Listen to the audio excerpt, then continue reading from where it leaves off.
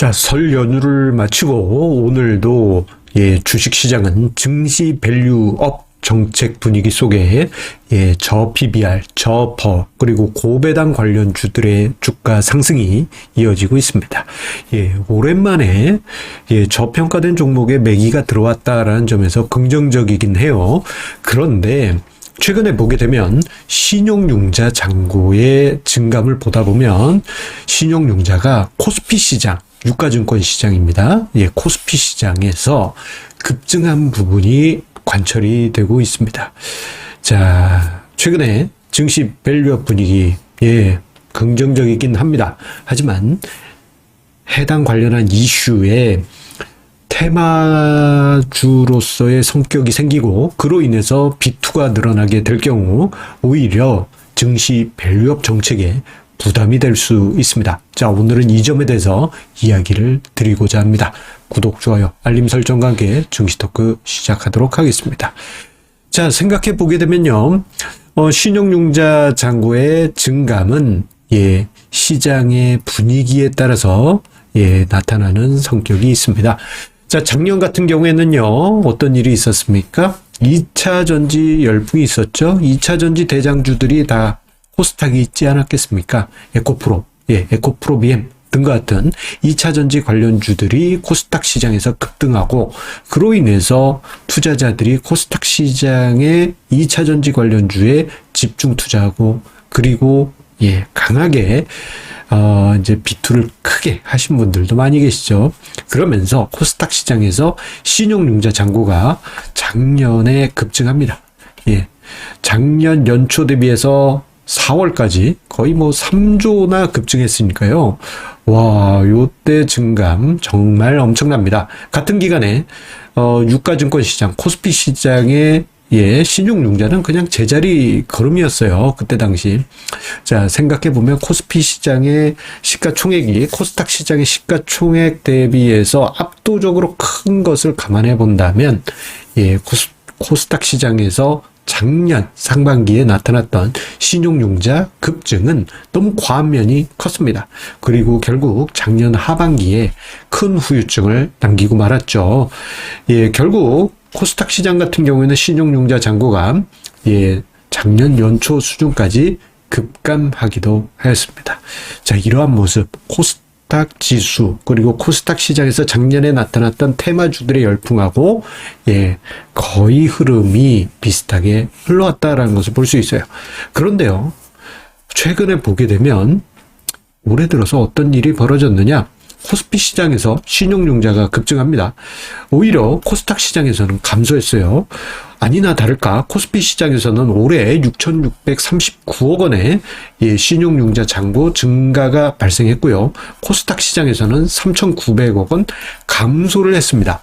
즉 올해 들어서 증시 밸류업 분위기 속에 저평가된 종목들이 집중됐던 코스피 시장에서 많은 종목들이 산발적으로 급등을 하자 빚까지 내서 무리하게 좀 모멘텀을 타겠다 혹은 승부를 보겠다 하는 투자자들이 크게 늘어난 모습이 신용융자 통계에서 노골적으로 나타났던 것이죠.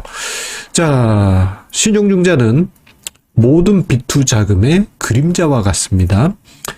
신용융자 같은 경우는 이제 매일같이 금융투자협회 통계 페이지에서 조회를 할 수 있는 공시 자료예요.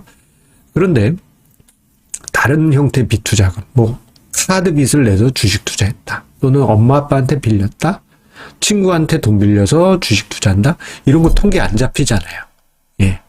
하지만 신용융자 잔고는 매일같이 업데이트 되기 때문에 이것을 토대로 해서 우리가 대략적인 그림을 그려볼 수 있어요. 뭐에 대한 그림? 비투 자금 규모에 대한 전체적인 그림을 그려볼 수 있습니다. 그리고 예탁금, 고객 예탁금 대비해서 신용융자 규모가 어느 정도 되느냐, 이 비율을 저는 측정한다라고 말씀드렸죠. 40% 선을 넘어가게 될 경우에는 증시에 부담을 주어왔던 경우가 다반사입니다. 작년 가을에도 그랬고요. 그리고 2021년 하반기에도 이런 현상이 나타났고, 자주 이런 일이 있어 왔어요. 그리고 반대로 20% 언더로 내려오면 예, 요건 일생일대 기회입니다. 진짜로. 한 10년, 20년에 한번 있을까 말까 한 일이죠. 예, 코로나 팬데믹 때 있었습니다. 그리고 한 30% 정도 되면 한 번 정도 기술적 반등이 가능하게 나오겠네. 그렇게 볼 수 있는 영역이에요. 그리고 지금 현재 위치는 대략 35% 수준입니다. 35%. 35% 수준 높다면 높고요. 낮다면 낮다고 할 수 있는데 전체적으로 부담 없는 수준인 것은 맞습니다. 자, 예, 과열됐다고도 보긴 어려워요. 다만 코스피 시장에서만 신용융자가 급증하고 있다는 것은 좀 불편한 마음을 가지고 예의주시하고 있습니다. 왜냐? 예, 특정 시장에서만 신용융자가 급증하게 될 경우에는 오히려 후유증을 만들기 때문입니다. 왜 코스피 시장에서 신용융자가 급증했느냐? 이건 뻔한 거죠.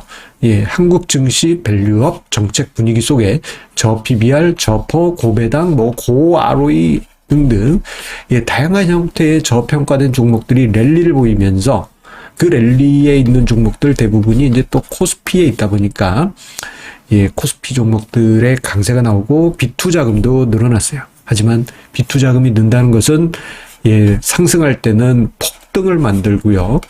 하락할 때는 어떻게 된다? 폭락을 만들게 됩니다. 왜? 쫓기는 자금이기 때문이에요. 겁쟁이 자금. 나는 담대하기 때문에 빚내서 투자한다고 남자 난방이지.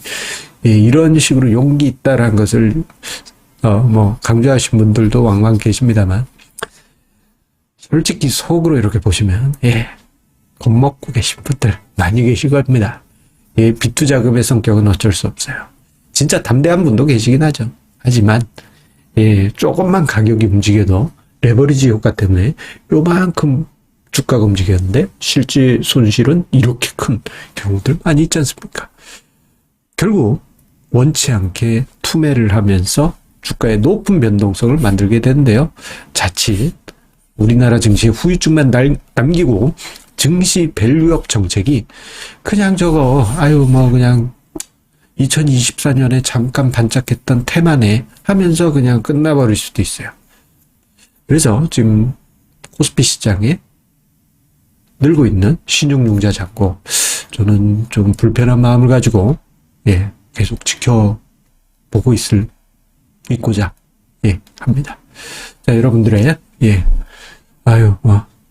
용기 있는 투자보다는 합리적인 투자를 기대하면서 성공 투자 이어가시기 바라겠습니다. 감사합니다.